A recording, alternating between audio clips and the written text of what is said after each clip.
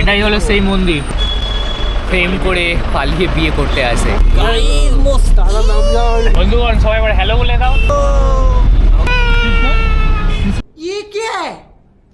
জীবনে যদি গাড়ি টাড়ি কোনোদিন কিনতে চাই, এই গাড়িটাকে আমি কিনবো, ঠিক আছে?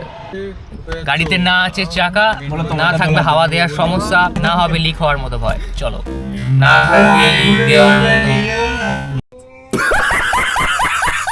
শিলিগুড়ি স্টেশনের পার্কিংয়ে আছি, সামনে আমাদের গাড়ি, অলরেডি গাড়ি বুকিং করা আছে। তবে যারা এনজিপি দিয়ে হয়ে আসেন বা শিলিগুড়ি দিয়েই হয়ে আসেন না কেন, এখানে অনেক গাড়ি বাইরে আছে, অনেক মানুষ আছে যারা বুকিং করে। আপনারা এখান থেকে চাইলে করতে পারেন, না হলে আগে থেকে বুকিং করে আসতে পারেন। তবে আমার মনে হয় আগে থেকে বুকিং করে আসাটাই ভালো, কারণ এখানে নানা রকম মানুষ নানা রকম দাম চেয়ে বসে থাকে।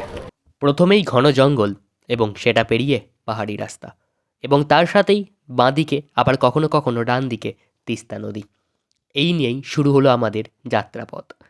তবে একটু ভাড়ার ব্যাপারে আপনাদেরকে জানিয়ে রাখি, শিলিগুড়ি বা এনজিপি থেকে আপনারা যদি শেয়ার গাড়িতে যান, তবে এক একজনের ভাড়া পড়বে 500 থেকে 700 টাকা। তবে সেটা সিট ওয়াইজ, অর্থাৎ সামনের সিট নিলে একটু বেশি, আবার মাঝের সিট বা পিছনের সিট নিলে একটু কম ম্যাটার করে। এবং তার সাথে সিজন এবং অফ সিজনে গাড়ির ভাড়া বাড়তে এবং কমতে থাকে। গ্যাংটক থেকে দূরত্ব যখন প্রায় 41 কিলোমিটার, ঠিক তখনই এখন একটা জায়গায় দাঁড়ানো হয়েছে, রাস্তার মধ্যেখানে একটু ব্রেকফাস্ট করা হবে। এই হলো এখানে মেনু কার্ড। আমরা অর্ডার করেছি chicken momo, veg momo, chicken sandwich. Sandwich 140 টাকা, চিকেন মোমো 100 টাকা, ভেজ মোমো 60 টাকা। তবে ফ্রাই হলে আলাদা দাম। যে হোটেলটা দাঁড়িয়েছি খাওয়ার জন্য, এটা হলো তারই ভিউ পয়েন্ট। আর এই গাড়িগুলো দেখো, ওখান থেকে ওই পাহাড়ের ভেতর দিয়ে গিয়ে ওই দিকে উঠছে। Just awesome. এই বাড়িগুলো কিভাবে আছে পিলারের মাধ্যমে।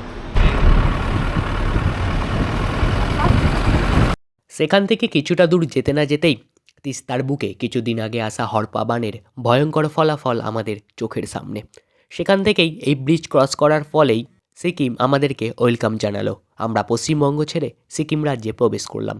তবে সেখানে এখন বর্তমানে কোনো রকম চেকিং হচ্ছে না, তবে কোভিডের সময় অনেক চেকিং হতো। পরবর্তীতে কিছু টানেল এবং পাহাড়ি আঁকাবাঁকা রাস্তা ক্রস করে আমরা প্রবেশ করলাম গ্যাংটকে। 1:50 মিনিটে গ্যাংটক বাস স্ট্যান্ডে এসে পৌঁছালাম। এখান থেকে বড় গাড়ি সিটির ভেতরে অ্যালাউ নেই, যার কারণে ছোট গাড়ি করে আমরা হোটেলে যাব। এটা গ্যাংটক বাস স্ট্যান্ডের থেকে। তো গাড়িতে ছোটো উঠে পড়েছি, এবার যাচ্ছি হোটেলের দিকে। এই হলো গ্যাংটকের বাস স্ট্যান্ড। যেহেতু আগেই বললাম, ভিতরে টাউনের মধ্যে বড় গাড়ি অ্যালাউ করে না, যার কারণে ছোট গাড়ি করে দুটো গাড়ি নেওয়া হয়েছে। দুটো গাড়িতে ডাইরেক্ট হোটেল। অ্যান্ড ফাইনালি হোটেলে এসে পৌঁছালাম। আমাদের হোটেল হলো এইটা। চলো ভাই, এসে গেছি আমরা। দুপুর 2টো বেজে গেছে, প্রায় খিদে পেয়েছে প্রচণ্ড। পরবর্তী একটি ভিডিওতে গ্যাংটকের হোটেল রুমগুলি কেমন, সেখানকার রুমের দাম বা ভাড়া কত, বা কোথায় রুম নিলে ভালো ভিউ পাবেন, সমস্তটা ঘুরে দেখাবো। আজকের জন্য এতটাই, আবার দেখা হবে পরের ভিডিও। তাই পরবর্তী ভিডিওগুলি পেতে হলে চ্যানেলটিকে অবশ্যই সাবস্ক্রাইব করে রাখুন।